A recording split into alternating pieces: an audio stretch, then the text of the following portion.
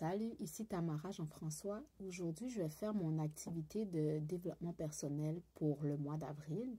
Puis, je vais faire ça avec vous. Accompagnez-moi si c'est quelque chose qui vous intéresse. Alors, pour le mois d'avril, le thème de mon agenda ce mois-ci, c'est la meilleure version de moi-même n'est pas un rêve lointain. Je suis déjà en train de devenir la femme de mes rêves. Moi, je pense que si vous êtes attiré par mon contenu, par ce type de contenu, vous êtes peut-être sur le même chemin que moi, qui est travailler afin de devenir la meilleure version de nous-mêmes. Et puis le mois d'avril, comme ça dit, la meilleure version de nous-mêmes, c'est pas comme à des années-lumière. On travaille présentement sur ça. Fait qu'on est en train de devenir la femme de nos rêves. Alors, pour ce mois d'avril, voici le message qui a été partagé. Je me libère et je guéris. Trop de doutes, de peurs et de blessures nous enferment dans des schémas du passé et nous empêchent d'être pleinement nous-mêmes. Si on ne les adresse pas maintenant, elles viendront se mettre entre toi et tes rêves. Il est enfin temps de te libérer de tes peurs et de guérir des blessures du passé. Mais comment faire?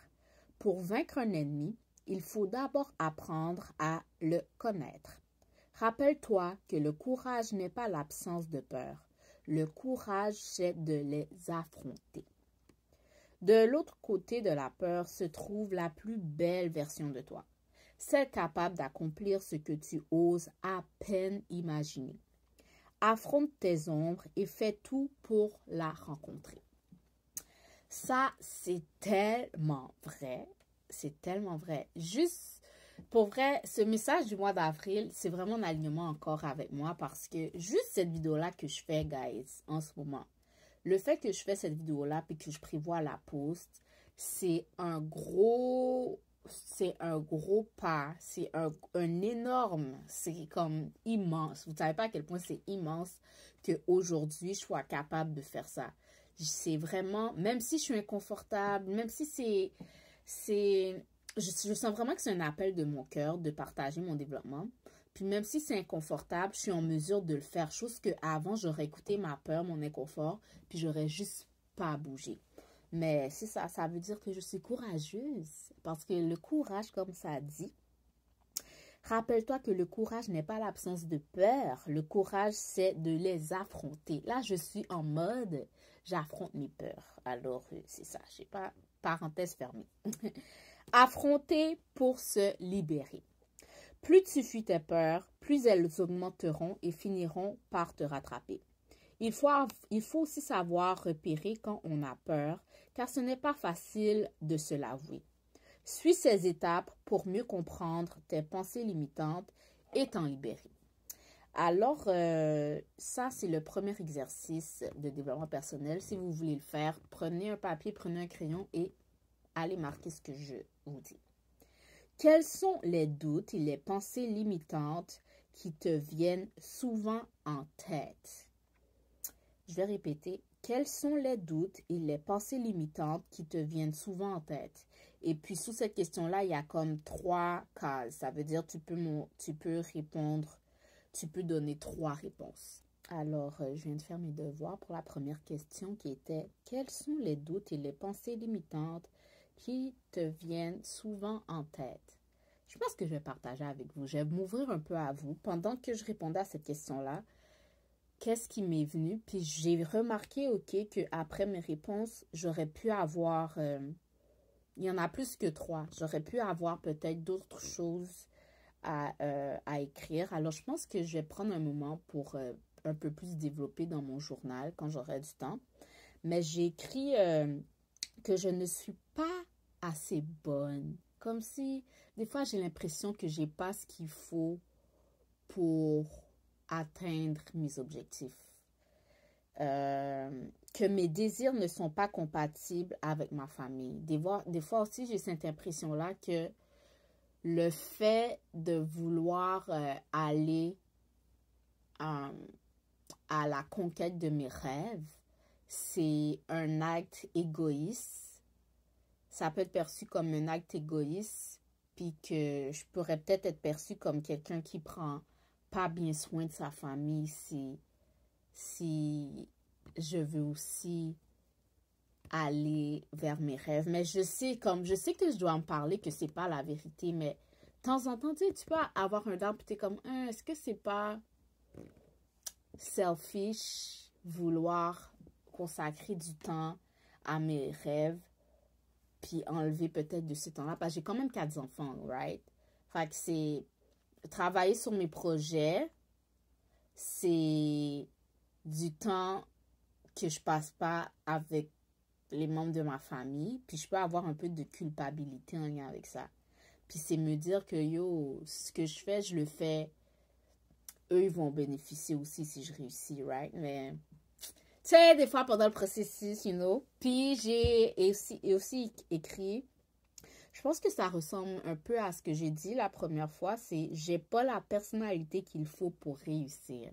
Des fois, c'est moi, je suis comme, est-ce que c'est peut-être pour les autres, mais pas pour moi, right? Mais, ouais, bref. Après avoir répondu, ça, c'est, tu prends le temps de répondre pour voir c'est quoi tes réponses à toi.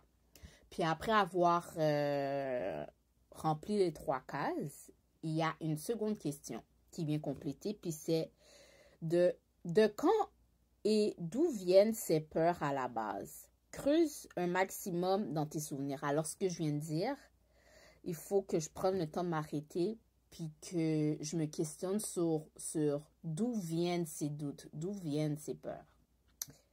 Alors, je reviens, je fais l'exercice et puis je reviens.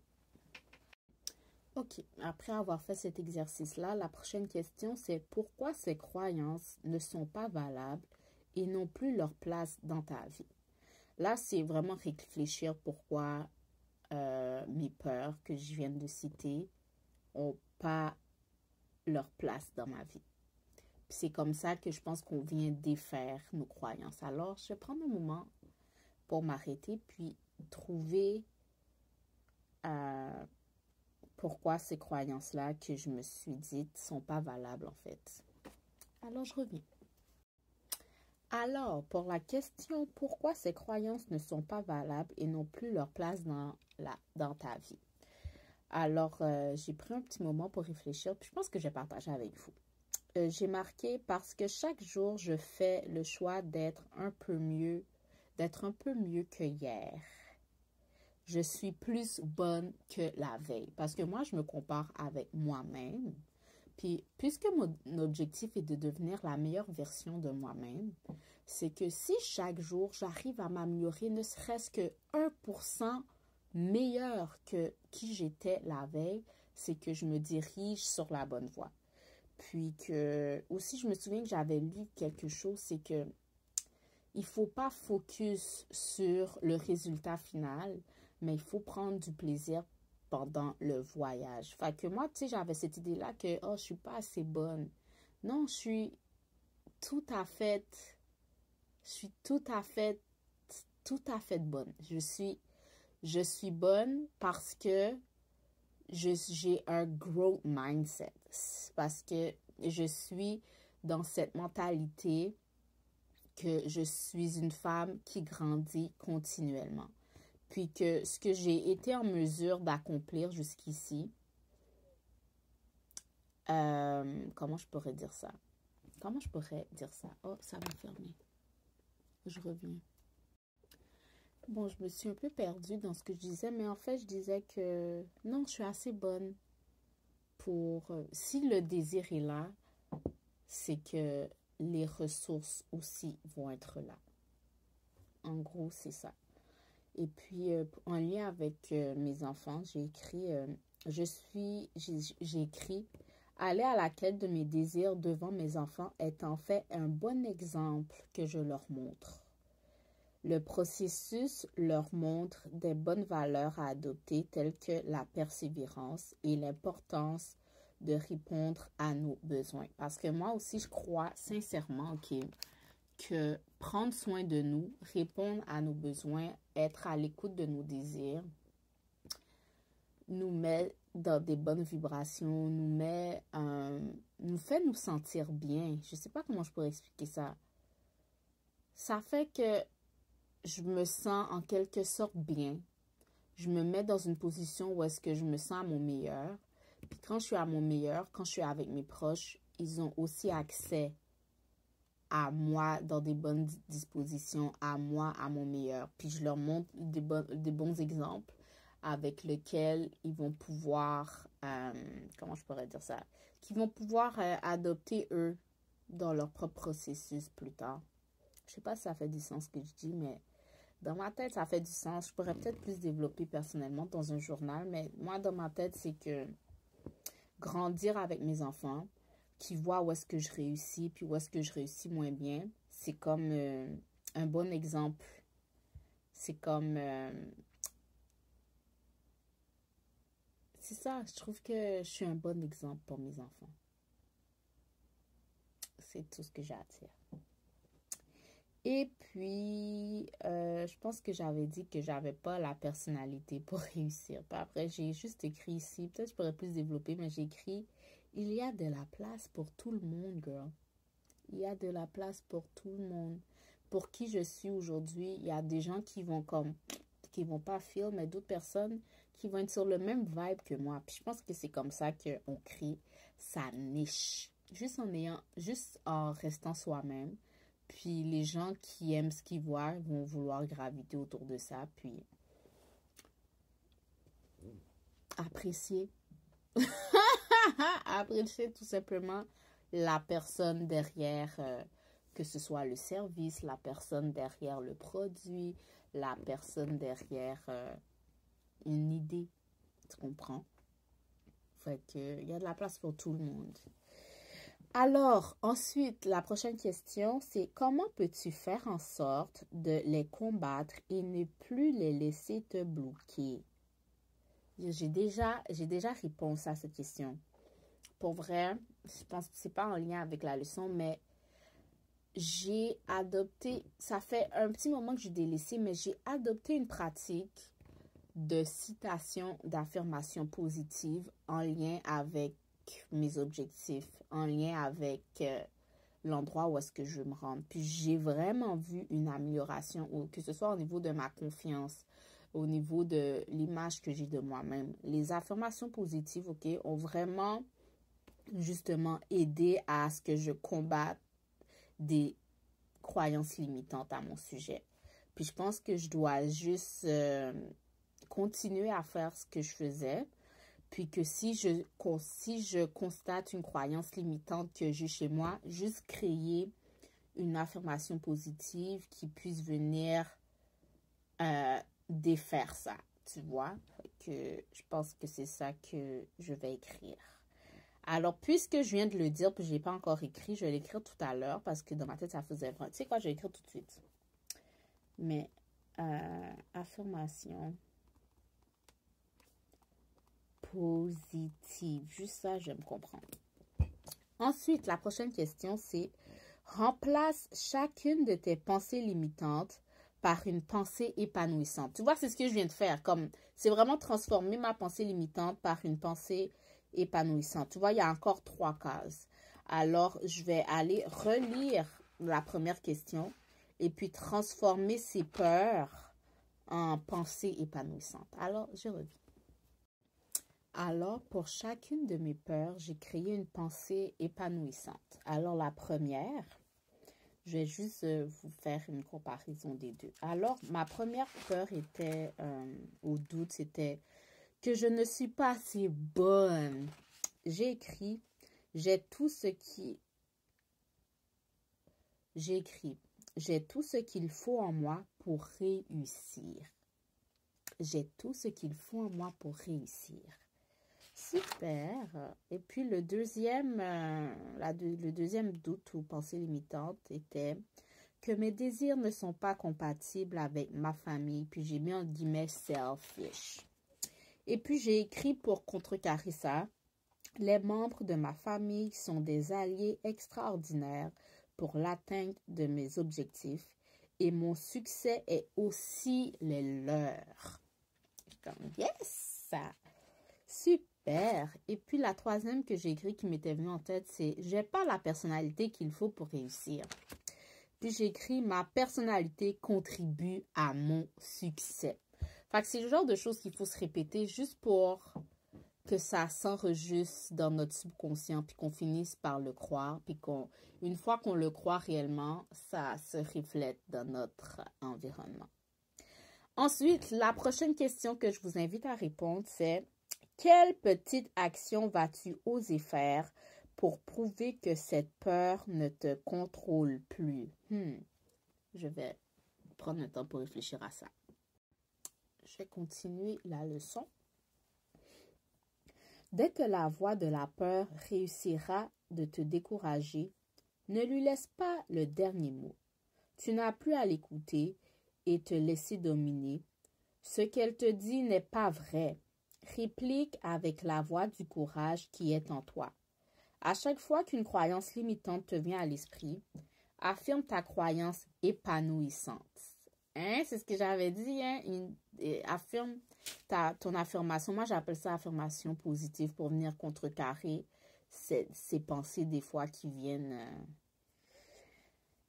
veulent te mettre down. Alors, c'est ça, ça dit, à chaque fois qu'une croyance limitante te vient à l'esprit, affirme la croyance épanouissante. Tu peux aussi l'écrire sur un post-it et la réciter chaque matin. Bientôt, ce doute n'aura plus aucun pouvoir sur toi et cette pensée positive deviendra ta réalité. C'est ça que je viens de dire, right? Guérir tes blessures intérieures. Dans le livre « Les 5 blessures qui empêchent d'être soi-même » de Lise Bourbeau, tu découvriras les 5 blessures d'âme que nous expérimentons d'abord en étant enfants et qui nous poussent à créer des masques censés nous protéger de la souffrance, mais qui bloquent notre guérison et nous font revivre nos blessures à l'âge adulte. 1. La blessure du rejet. Vécue lorsqu'on se sent repoussé, indésiré et nié dans son droit d'exister par un parent. Elle crée le masque de fuyant qui pousse à vouloir fuir les situations ou les personnes qui pourront te faire revivre du rejet et à croire que tu n'es pas assez importante pour prendre ta place et que tu n'as pas le droit d'exister ou de t'exprimer au même titre que les autres. La fuyante entretient sa blessure chaque fois qu'elle se critique et fuit. La plus grande peur du fuyant est la panique. Je vais stopper cette vidéo-là puis continuer parce que j'aurai pas assez de place. Alors, ce que je viens de lire, c'est la blessure du rejet. 2. La blessure d'abandon. Vécue lorsqu'on se sent quitté et délaissé par un parent. Elle crée le masque de dépendant qui pousse à se mettre dans des situations de victime, à attirer des difficultés et à rechercher de l'attention et l'amour des autres, créant de la dépendance affective. La dépendante entretient sa blessure chaque fois qu'elle pense ne pas pouvoir y arriver seule, vit de la dépendance affective et refuse de quitter une relation toxique. La plus grande peur du dépendant est la solitude. 3. La blessure d'humiliation. Vécue lorsqu'on se sent rabaissé par un parent et provoque de la honte. Elle crée le masque du masochiste qui pousse à avoir du mal à exprimer ses besoins et à se faire honte. La masochiste entretient sa blessure chaque fois qu'elle oublie ses propres besoins pour ne penser qu'à ceux des autres et rendre service au-delà de ses limites. La plus grande peur du masochiste est la liberté. Est-ce que je pense que je me retrouve un petit peu dans tout, non? Il faudrait que je prenne un temps de réfléchir. Là, il y a la 4e blessure. La blessure de trahison. Vécue lorsqu'un parent ne tient pas une promesse ou trahit notre confiance. Elle crée le masque du contrôlant qui pousse à se forger une carapace de personne forte, sûre d'elle, intransigeante et à être très exigeante envers soi et les autres. La contrôlante entretient sa blessure chaque fois qu'elle cherche à dominer les autres, qu'elle crée des situations de conflit par crainte d'être déçue ou peur de s'engager. La plus grande peur du contrôlant est le reniement. Ouais, ça, j'ai pas ça. 5. La blessure d'injustice. Vécue lorsqu'on ne se sent pas apprécié à sa juste valeur et qu'on ne reçoit pas ce qu'on mérite. Elle crée le masque de rigide qui pousse à s'en demander beaucoup trop, à être injuste envers soi-même et à douter de ses choix. La rigide entretient sa blessure chaque fois qu'elle est trop perfectionniste, qu'elle ne respecte pas ses limites et s'auto-sabote car elle souffre du syndrome de l'imposteur et ne croit pas mériter ce qu'elle a. La plus grande peur du rigide est la froideur. Est-ce que je pourrais avoir un peu de ça aussi? I don't know. Pour vrai, il va falloir que je médite. Quelle est la ou les blessures qui te touchent et t'a fait souffrir? Bon, je vais prendre un moment d'arrêt personnellement pour réfléchir à ça. Je vous invite à le faire aussi, guys. Ok, moi, je viens de lire. Personnellement, je pense que je vais l'écrire. Je pense que si j'aurais une des 5 blessures, j'aurais la blessure d'injustice. Ouais. Je pense que j'ai ça. Personnellement, je pense que je vais écrire sur ça dans mon journal pour plus développer pourquoi je me sens plus en lien avec ça. Mais ouais, vécu lorsqu'on ne se sent pas apprécié à sa juste valeur, yes, et qu'on ne reçoit pas ce qu'on mérite. Elle crée le masque de rigide qui pousse à s'en demander beaucoup trop, à être injuste envers soi-même et à douter de ses choix. La rigide entretient sa blessure chaque fois qu'elle est trop perfectionniste, qu'elle ne respecte pas ses limites et s'auto-sabote car elle souffre du syndrome de l'imposteur et ne croit pas mériter ce qu'elle a. La plus grande peur du rigide est la froideur. Ouais, moi je pense que je suis plus là-dedans. En tout cas, on va continuer la leçon. Comment guérir? La première étape pour se libérer d'une blessure est d'accepter la blessure et de reconnaître le masque que tu portes. La volonté de guérir tes blessures est le premier pas vers la compassion, la patience et la tolérance. Tu dois te donner le droit d'avoir souffert et d'en avoir voulu à tes parents. Même si c'est difficile, tu parviendras à lâcher prise et aussi comprendre qu'ils ont leurs propres blessures. Il te faudra te pardonner d'avoir souffert, mais aussi d'avoir fait souffrir les autres. Car c'est là d'avoir souffert les autres. Point. Car c'est là, toi, enfant, qui a ressenti en premier ces blessures et s'est créé un masque pour se protéger. Parle à ton enfant intérieur.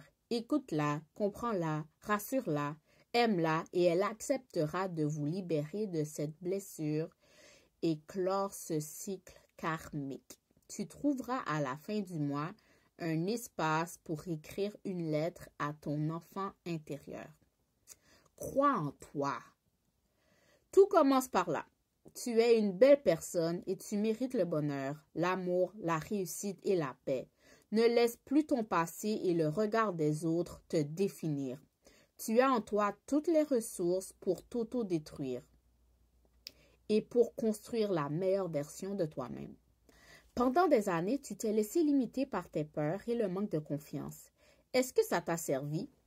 Souhaites-tu passer le reste de ta vie à ne pas être pleinement toi-même et refuser toutes les opportunités d'être heureuse? Et si cette année, on essayait autre chose? Tu n'as rien à perdre et tout à gagner. Le vrai amour, c'est d'être soi-même et de s'accepter pleinement. Yes, girl, yes, you so right.